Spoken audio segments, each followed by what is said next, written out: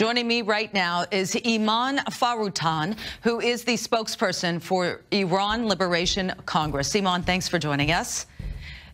Hi, Roxanne. Thanks for having me on today. Iman, give me your thoughts on these secret meetings. What do you think the goal is?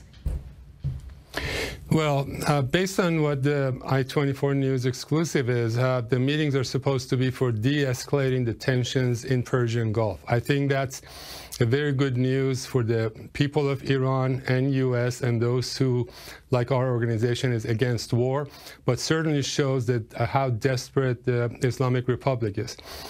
Because what the United States and its allies do have is time on their side. What the Islamic regime does not have is time. They're running out of money. The days of $100 barrels of oils are gone. Barrels of oils are right now under 54 or so dollars. Inflation is high.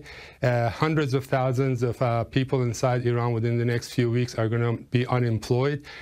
So they're at the point that they just don't have anything to do. They recently also, on June 29th, I believe, had another meeting with the opposition groups of Kurdistan groups, 4 or 5 of those political parties, which have been the enemies of Islamic Republic for last few decades, and their leaders have been assassinated by IRI.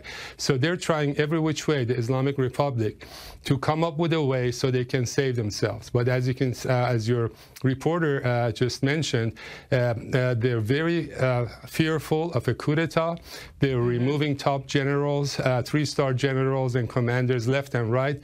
We have had news of at least 12 to 15 uprisings in different military installations inside Iran, and things are getting very worse by the day. Iman, 125 Iranian officials arrested for spying. They have been neutralized. What does that suggest to you? This is a soft coup, is it not?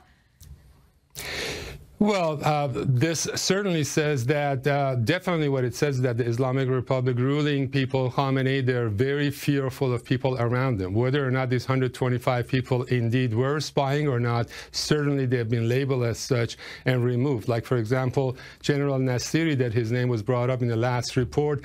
We actually have news that he himself has fled to the Persian Gulf, one of those countries, and now it's hiding inside one of U.S. embassies. So who knows?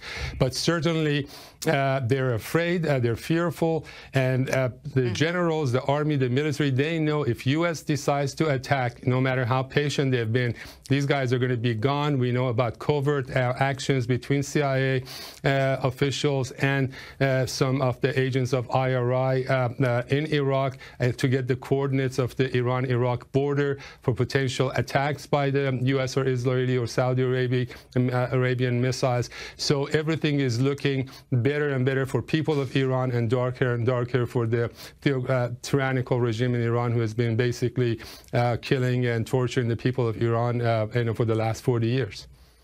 Okay, and like you said, certainly time is a factor here for Iran.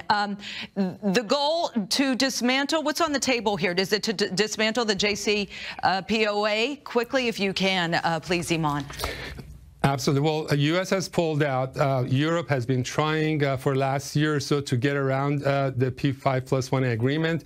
They can't, and obviously with the Islamic Republic last week and yesterday basically violating the agreement twice, so that really doesn't give any much chance for the Europeans to support it. And we also know that the United Kingdom Royal Marines today or last week, they actually took one of the ships of Iran who was going to sell oil illegally to Syria. So everything looks bad, and I think we just have to wait. We demand and we hope that U.S. and allies do not attack Islamic Republic. Time is on our side. They're going to implode on themselves, and people are ready to take over. Excellent. Thank you so much. Iman Foroughtun, thank you for joining us.